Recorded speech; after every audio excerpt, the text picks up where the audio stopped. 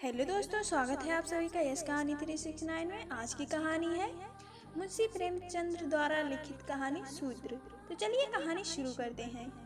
गांव के सिरे पर एक माँ बेटी झोपड़ी में रहती थी। माँ विधवा थी तो बेटी कुंवारी। घर में और कोई आदमी ना था। बेटी गौरा बाग से पत्तियां बटोर कर लाती तो माँ गंगा भार झोंकती थी। इससे शेर भर अनाज मिल जाता था तो दोनों खा करके सो पड़ती थी। इसी से उनका गुजर बसर हो रहा था। हर माँ की तरह गौरा की माँ को भी हमेशा यही चिंता रहती थी कि किसी तरह उसकी बेटी की सगाई हो जाए। पति के मर जाने के बाद गंगा ने कभी दूसरा घर नहीं बसाया, ना ही कोई रोजगार शुरू किया था। तब भी माँ बेटी सुकून से रहती थी।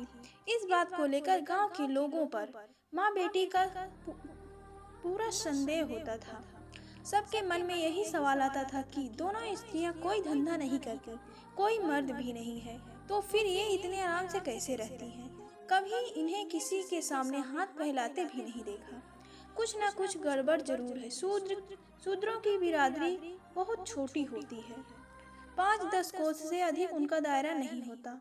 आखिर क्या कारण है कि कोई गौरा से शादी के लिए तैयार नहीं होता? गौरा की शादी के लिए माँ बेटी ने साथ कई तीर्थ यात्राएं की, उड़ीसा तक हो आए, लेकिन कुछ हल नहीं निकला। गौरा सुंदर और सुशील थी, लेकिन किसी ने उसे कुएं पर हंसते बोलते नहीं देखा था। उसकी निगाहें कभी ऊपर न उठती थी।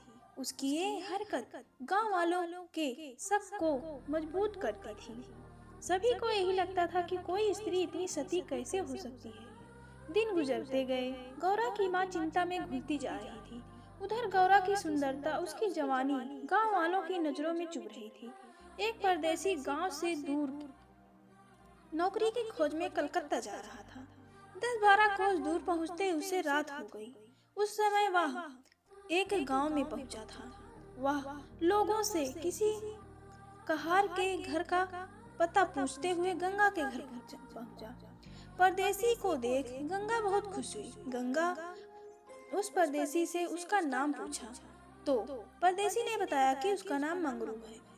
इसके बाद गंगा ने मंगरू का खूब आदर सत्कार किया। उसके लिए अच्छे अच्छे पकवान भी बनाए। धीरे धीरे दोनों की बातचीत बढ़ने लगी। इसी दौरान शादी की भी चर्चा छिड़ गई। मंगरू नौजवान था, तभी उसकी निगाह गौरा पर पड़ी। गौरा सुंदर और शांत हाव भाव की लड़की थी, जिसे देखते ही मंगरू भी मोह में पड़ गया और वह झट से गौरा से सगाई के लिए मान गया। उसने 2-4 गहने खरीदे और कपड़े उधार लेकर सगाई कर ली। गंगा बेटी दामाद को अपनी नजर से दूर नहीं करना चाहती थी, इसलिए दोनों गंगा के साथ ही रहने लगे। 10-15 दिन भी नहीं बीते थे कि मंगरू के कानों में कई तरह की बातें पड़ने लगी। बिरादरी के अलावा दूसरी जाति के लोगों की कई तरह की बातें बनाने लगे। मंगरू इन अटकलों से परेशान हो गया था, लेकिन वह गौरा को छोड़ना भी नहीं चाहता था। 1 महीने बाद मंगरू अपनी बहन के घर गया। बहन ने खाना परोसा। मंगरू ने बहनोई को साथ खाने के लिए कहा। बहनोई बोला, तुम खा लो, मैं बाद में खा लूंगा। मंगरू को कुछ संदेह हुआ। उसने साफ पूछ लिया कि आखिर बात क्या है। बहनोई बोला, मैं तुम्हारे साथ नहीं खा सकता। तुमने बिरादरी से बाहर शादी की है, किसी से कुछ पूछा ना कुछ बताया। जब तक पंचायत नहीं होगी तुम्हारे साथ बैठ नहीं सकता।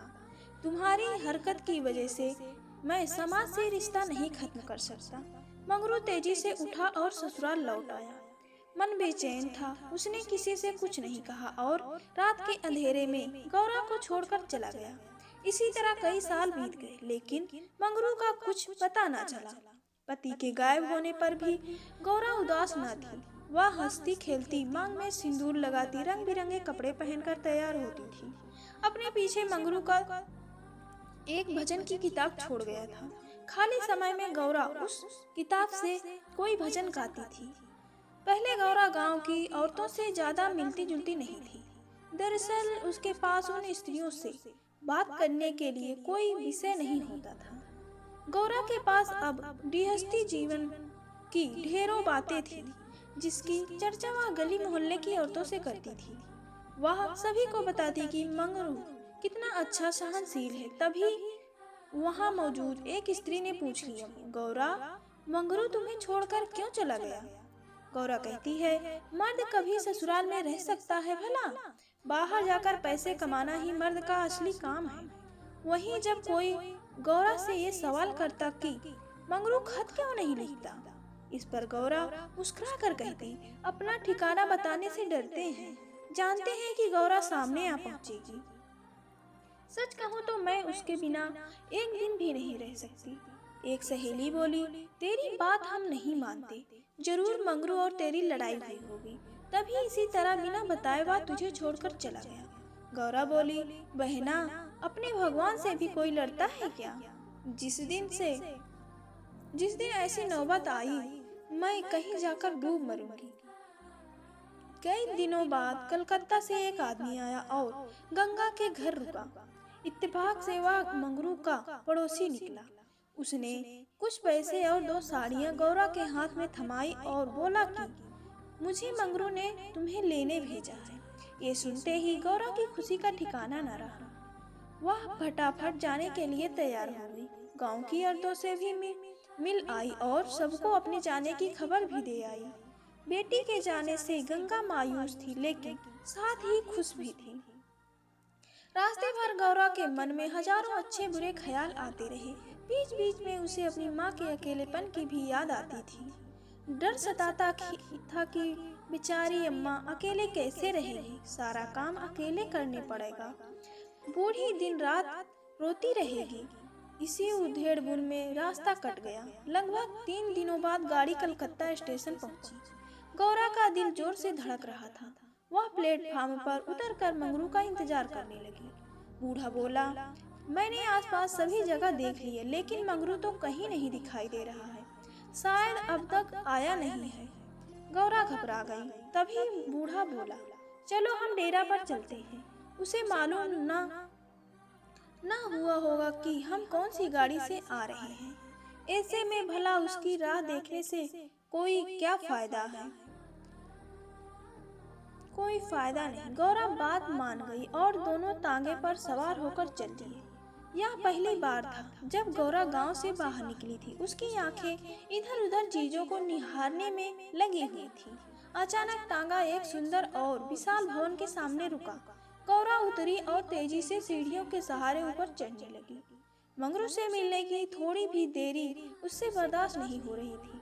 तभी बूढ़े ने अपनी पहली मंजिल के एक कमरे की ओर इशारा करते हुए कहा, यह मंगरू का कमरा है, जाओ, वहाँ अंदर ही होगा वह। गौरा अंदर गई, लेकिन कमरे में कोई न था। कोने में खाट और 4-5 बर्तन पड़े हुए थे। वह बाहर आई और बूढ़े को बताया। बूढ़ा बोला, मंगरू काम पर गया होगा, शाम को लौटेगा, यहाँ वह किराए पर रहता है। कमरे में मंगरू को न पाकर गौरा थोड़ी मायूस हो गई, लेकिन शाम को मिलने की सोचकर मुस्कुराई और साफ सफाई में लग गई।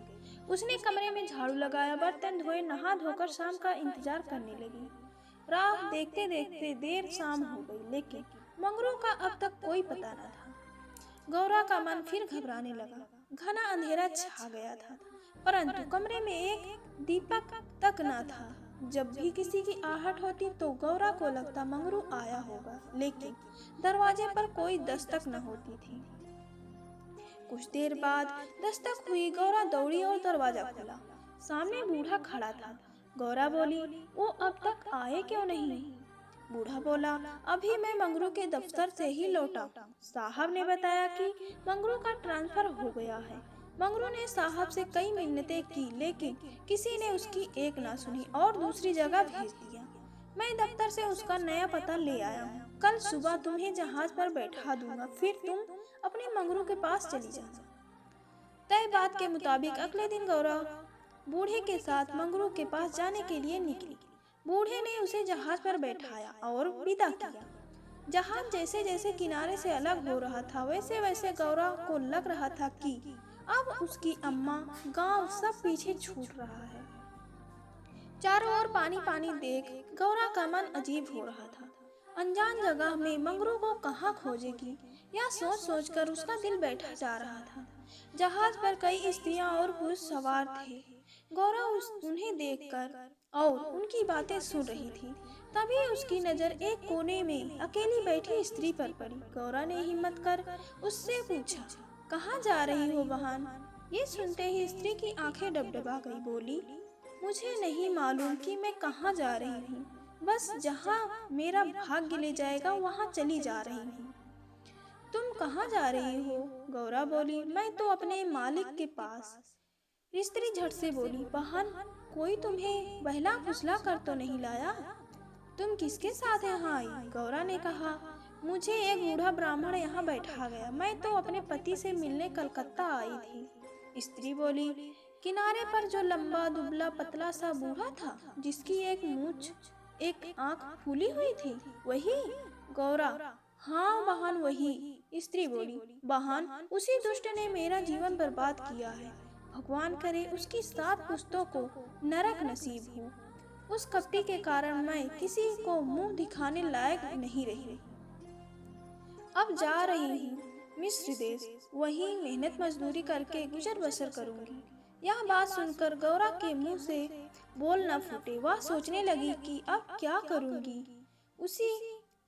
उसे अपनी माँ, अपने गांव, सहेलियों की याद आने लगी। कुछ क्षण बाद हिम्मत करके बोली, अब क्या करें बहन? स्त्री बोली, अब यह तो वहां पहुंचने के बाद ही मालूम चलेगा। यह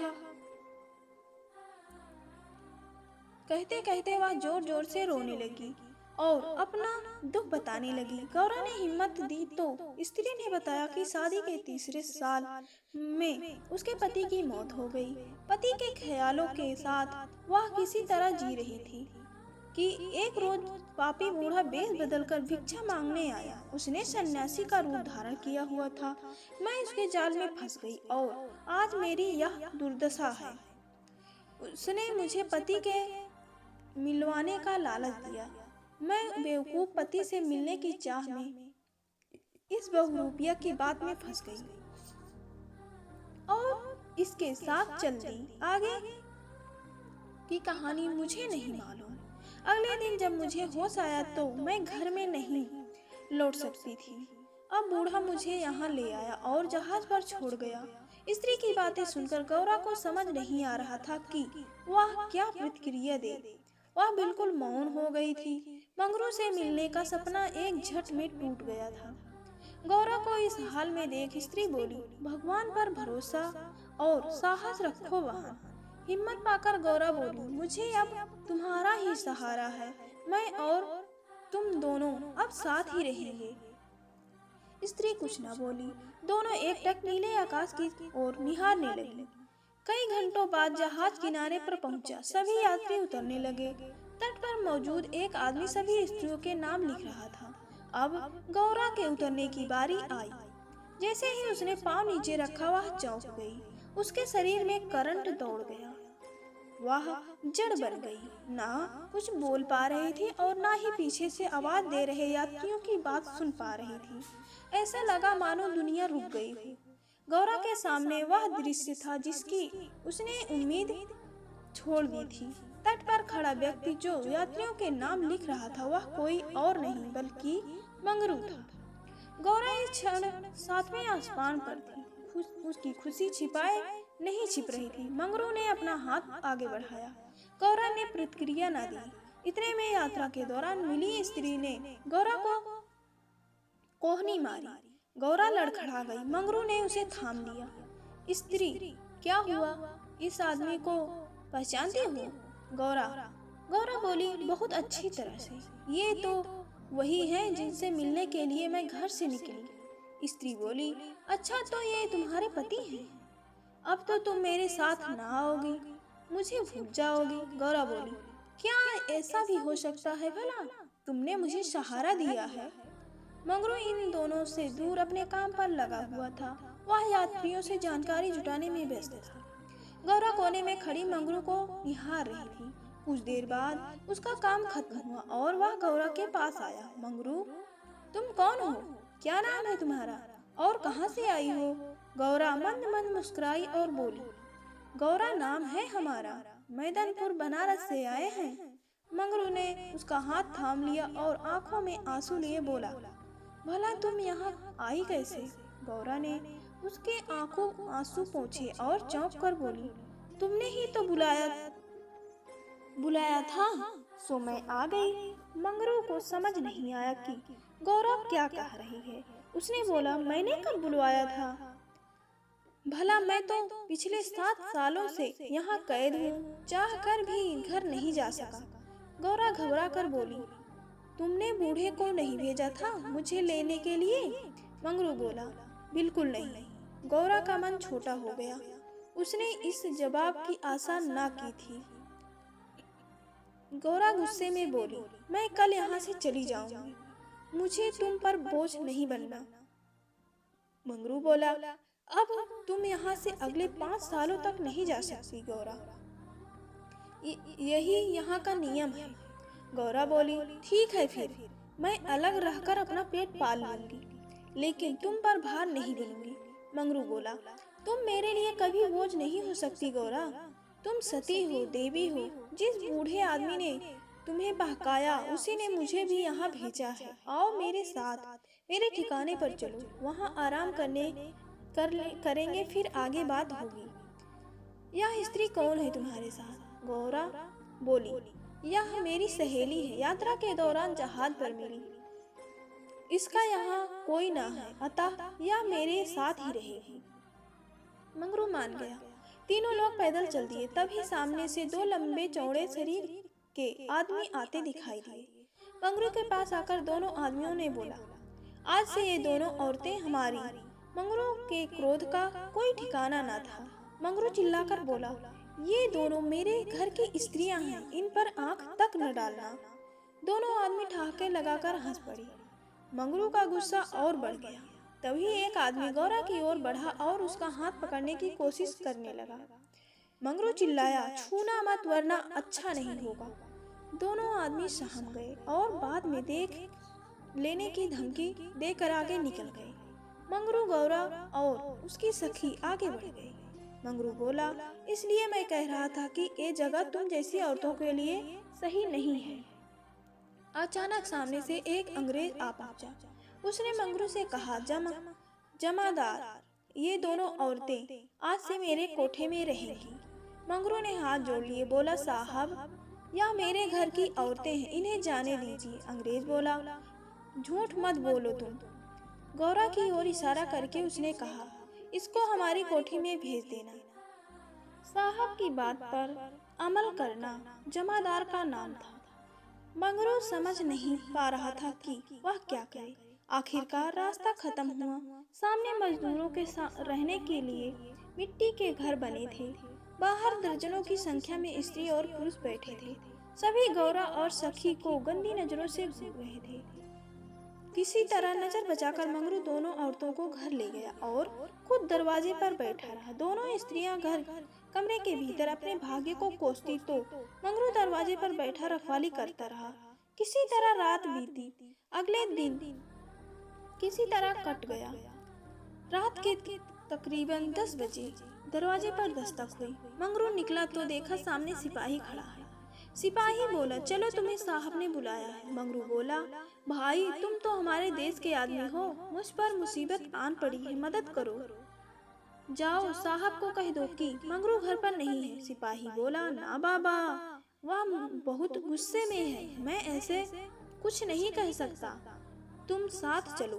मंगरू के पास कोई चारा न था, वह सिपाही के साथ निकल गया। मंगरू को सामने देख साहब जोर से चिल्लाया, वह औरत कहाँ है?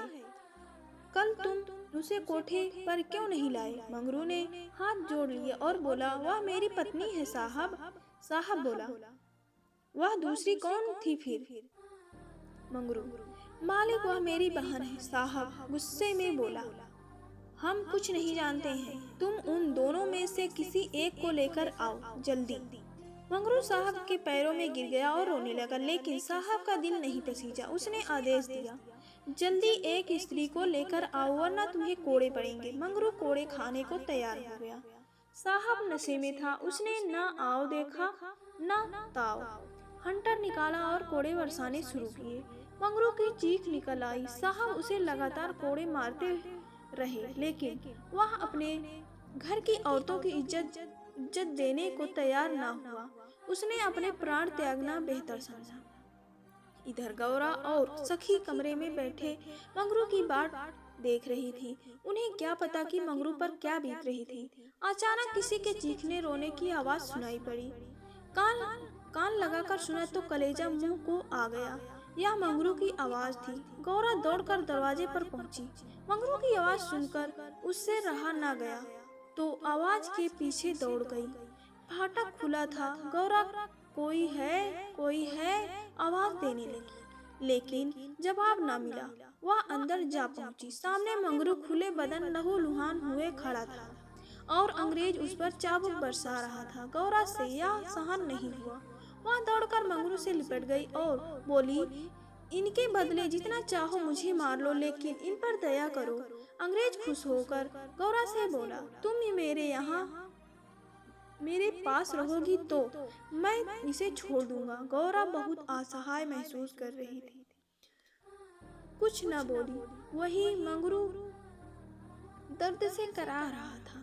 जिस साथ के लिए वह यह सब कर रहा था, उसकी आंखों के सामने वह उससे छूट रहा था। गौरा ने दिल पर पत्थर रखकर कहा, मुझे तुम्हारी शर्त मंजूर है, लेकिन अपने पति के स्वस्थ होने के बाद मैं तुम्हारे पास आऊंगी। अंग्रेज बात मान गया। उसने मंगरू पर अत्याचार बंद किया और सिपाही को उसे अस्पताल में भर्ती कराने का आदेश दिया। मंगरू को अस्पताल ले जाया गया। गौरा भी उसके साथ थी। इलाज के दौरान गौरा एक क्षण के लिए भी मंगरू के सामने नहीं हटी। 4 दिनों के बाद इलाज के बाद मंगरू ने आंखें खोली। तय शर्त के मुताबिक अब गौरा को मंगरू का साथ छोड़ अंग्रेज के पास जाना था। यह उसे मंजूर नहीं था। ऐसे में उसने मरना बेहतर समझा। अस्पताल के बाहर नदी की धार बह रही थी। गौरा जाकर उसमें कूद पड़ी। आनन फानन में एक अस्पताल कर्मचारी दौड़ा मंगरू के पास आया और गौरा के नदी में कूदने की सूचना दी। मंगरू की आंखों के सामने अंधेरा छा गया। उसे कुछ समझ नहीं आया। दौड़कर नदी के सामने पहुंचा और छलांग मार दी। जीते जी जो कभी साथ नहीं रह पाए, अब वे दोनों परलोक की यात्रा में साथ जा रहे थे। और मेरे प्यारे दोस्तों, कहानी यहीं तक। आप सभी को कहानी कैसी लगी हमें कमेंट करके जरूर बताएं और अगर पसंद आए तो लाइक, शेयर एंड चैनल को सब्सक्राइब करें। Thank you.